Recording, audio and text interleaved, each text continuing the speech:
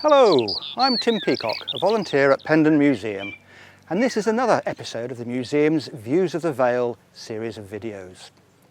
Many of the people interested in Faringdon, or in the period it covers, don't have the opportunity to spend the time exploring the real Vale. We hope that for you this series is a welcome substitute, and for those within reach of the Vale that it prompts you to get out and take a look around. This time we are in the village of Uffington, with a local museum behind me. We shall return here later. Uffington originally had a loop of roads with open grazing in the centre. Infilling began in the 1920s. The principal road layout is still approximately round, so after a short detour to our first cottage, this episode will literally be a circular walk around the village. The Uffington White Horse, a 3,000-year-old pictogram, is the oldest known English hill figure and overlooks the village of Uffington, which lies about 1.5 miles to the north. In the Domesday Survey of 1086, its population of just 60 households made it one of the largest 20% of English settlements recorded. From 1620 until 1959, much of the village and the surrounding land was owned by the Craven family, and the present Earl Craven has the title of Viscount Uffington. In the 1970s, John Betjeman wrote that Uffington was the pride of the Vale of White Horse. During the 19th century, there were important transport developments that transformed the connections with other parts of the country and facilitated the movement of a range of materials and products. The first of these developments was the opening of the Wilts and Berks Canal in 1810, bringing goods including cheese and house coal from Somerset to the Vale and beyond. The village was served by Uffington Wharf, at what is today Wharf Farm, a building covered in the Around Uffington episode of this series. In 1841, the Great Western Railway line from London to Bristol opened, serving several stations in the Vale. Uffington Station was about a mile northeast of the village and became Uffington Junction in 1864 when a 3.5-mile branch line to the town of Faringdon was opened. Uffington Station was closed in 1964. Stile Cottage in Upper Common Lane is one of the oldest surviving workers' cottages in Oxfordshire. It was built in the late 17th century as a one-up, one-down chalkstone thatched cottage. In the 18th century, another one-up, one-down cottage, in better quality dressed chalk blocks, was attached to it. In 1824, additional windows were constructed and some repairs in brick carried out. The date of this work is engraved into the front of the building, together with initials presumed to be those of the builder. In the mid-1800s, this building was home to a total of 19 people. At the start of the 20th century, the two cottages were combined and a staircase installed. Prior to that, you had to climb a ladder to reach the upper floor. Mains electricity reached the house in 1949, but water had to be collected from a standpipe across the lane for a further decade. In 1963, an extension was added at the back of the property. Faringdon modellers researched and surveyed the building in 1984 and designed the model to represent the cottage as it was in 1930, before the extension was built. Uffington High Street is today mainly residential, but in the second half of the 19th century this was the commercial hub of a village served by bakers, beer houses, carpenters, drapers, grocers, butchers, dressmakers and coal merchants. In the late 1930s, there were still several businesses on the high street. The thatched building on the left is Greyweather's. Now largely hidden by a hedge and a fence, Greyweather's was formerly the local police house, which is how it is modelled at Faringdon. Built on the site of an earlier dwelling, it was a typical Vale thatched chalkstone cottage, except that it had a police cell by the front door. In more recent times, the building has been much altered. Like so many cottages built using chalkstone, Greyweather's has impervious footings of sarsen stones. These were cut from silicified sandstone boulders that can still be seen in the area today. In poor lighting, or from a distance, they can easily be mistaken for sheep and became known as Greyweather's, weather being an Old English name for sheep. The cottage is set end onto the road, but at Pendon it has been placed so that the front is facing towards the visitor. In the cottage across the high street from Greyweathers there used to be a wheelwright, and today its former use is marked by the design in the thatched roof. A little further along the high street is the former blacksmith's premises that was run by the Packer family. The construction of the small paned windows along the wall looks identical to this 1930 photograph, and some of the glass may well be original. Although this building is not modelled at Pendon, the Packer family ran another smithy at Childry that is modelled and is included in another episode of this series. Next door to the smithy is Curtis Cottage. This chalkstone cottage was originally thatched but is now tiled. A former owner, Mr. Packer the blacksmith, significantly modernised the property, or, as Roy England once put it, he artistically martyred it. The gable ends of Curtis Cottage clearly show how the original roofline has been raised with brick in order to provide greater headroom on the first floor and an attic for water tanks and storage.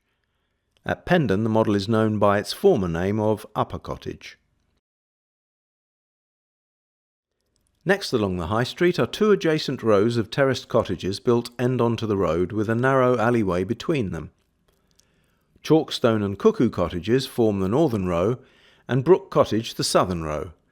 There were originally 3 dwellings in each of the 2 rows. At Pendon the group is modelled as middle cottages, shown as they were around 1930. In that period the end of Brook Cottage straddled the stream running along the side of the road, but Chalkstone Cottage had already been cut back from the stream. Chalkstone and Cuckoo cottages date from around the 18th century and were constructed from chalkstone and brick with thatch. Nearly all the doors and windows face away from the other row. From the garden of Chalkstone Cottage it is just possible to see where the door to the third cottage would originally have been. A contemporary photograph shows the standpipe that was the source of water for these cottages until post-war times. The end of Brook Cottage, built over the stream, was pulled down around 1970, and subsequently the end furthest from the road fell down. The rebuilt cottage is now a single dwelling. Thatchers were working on the roof of Brook Cottage in the summer of 2020, and it was a pleasure to learn that the work was in the hands of a firm based in Bampton, just 12 miles north of Uffington, and that they were using their homegrown combed wheat reed for the thatch. Next door to Brook Cottage is a pair of semi-detached houses built in the 1970s called New Cottages. These are on the site of Snobbing Cottage, which is modelled at Pendon and was a pair of attached cottages that were built at different times. The walls were chalkstone and the roofs were thatched. The front of the right-hand cottage was at some point rebuilt in brick. The left-hand premises were the workshop and home of Mr. Willis, the village cobbler, or Snobby, hence Snobbing Cottage. A well-substantiated story relates that Willis was most unsatisfactory. When people went to collect their shoes, he would say, "Oh, I don't know where they are. Come back next week and I may find 'em." In the end, he ran off with a woman from the village, leaving the shop open and unattended for his customers to find their own shoes if they could. After his sudden disappearance, it became a private dwelling, but was destroyed by fire in 1962. The old meeting house was built in 1730 for the Society of Friends, also known as the Quakers. There was a strong community of Quakers in Uffington in the 1700s, but by the early 1800s attendances were declining and the building was sold in 1821, becoming a private dwelling. The old meeting house is next to the Fox and Hounds, the sole remaining public house in Uffington, although most Quakers were also members of the temperance movement and were very modest in their alcohol consumption. Modelled at Pendon as Friends Meeting House, its close proximity to the pub is reproduced. It is set next to the Harrow Inn from Lower Womburgh, which is covered in another episode of this series. Across the road from the old meeting house is Garrard's Farm. The poet, broadcaster and journalist Sir John Betjeman rented this farmhouse from 1934 to 1945. In common with Pendon's founder Roy England, Betjeman had an enthusiasm for the countryside, architecture and railways, although there is no evidence that their paths ever crossed. In the 1960s he led a successful campaign to save St Pancras railway station in London from demolition. In recognition, a large bronze sculpture of him is now prominently displayed in the station. In 2006, Uffington commemorated the centenary of his birth with the unveiling, by locally born poet Pam Ayres, of a blue plaque on Garrard's farm. Manor Cottage lies to the west of Garrard's farm in Woolston Road. The model at Pendon is known as Curtis Cottage, the building's former name. In common with many cottages in the village, the walls are of chalkstone and the roof is thatched. But the downstairs windows are very unusual in having stone mullions and dripstones, and the cottage is reputed to have once been a priest's house. When first seen by Roy England in the late 50s, it was a rather primitive cottage with a very overgrown garden. Subsequently it was modernised, and rather unusual attic dormers inserted high into the thatch.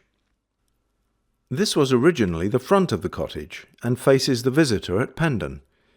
The present owners have reversed the use of the front and rear, and have constructed a driveway and modern entrance at the former rear of the cottage.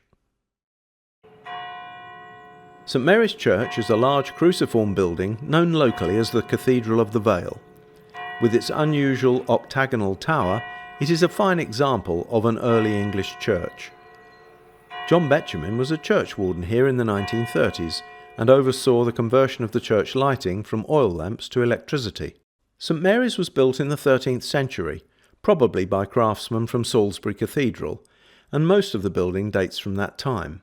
The top of the tower is, however, a little more modern, having been built in 1742 to replace a spire that had been beat down by a tempest. Benjy's Cottage is opposite the churchyard at the start of Chapel Lane. Named after a character in the novel Tom Brown's School Days, the building is about 300 years old. Now a private dwelling, it was once a village shop, and in Pendon's period the sign read, C.F. Cossa, Family Grocer, High-Class Provisions, Confectionery and Hardware. Sweets were stored in jars and had to be weighed out. It is said that Mr. Cossa would bite a toffee in half to make sure the scales balanced exactly. The cottage was considerably modernised in the 1970s and again in 2008. In 1617, Thomas Saunders, a local merchant from Woolston, bequeathed land to endow a school at Uffington for 12 poor children. In 1872, following the opening of a new primary school, the building became the village reading room and library. The building is constructed from finely dressed chalkstone, known locally as clunch, with sarsen footings. The large sarsen stone next to the road is literally taking the weight on that corner of the building. The windows are set quite high in order to prevent the pupils being distracted by what was happening outside. In 1984 it became the Tom Brown's School Museum. Published in 1857, the novel Tom Brown's School Days was written by Thomas Hughes, who was born in Uffington and attended this school. He based his book on local people and places. Today the museum records the changes in village life throughout the decades and shows how the school would have appeared in Victorian times.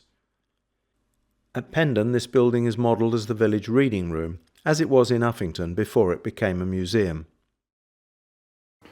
We hope you've enjoyed this episode of Views of the Vale and that you now know more about the rural life in the Vale around 1930 and specifically about Uffington, and that it has provided some interesting links to the models at Pendon. If this has whetted your appetite for more, then do take a look at the other episodes in this series as they are published. We hope you have enjoyed this short video. We have a lot more from Pendon to share with you, and do subscribe to our YouTube channel, which we update regularly.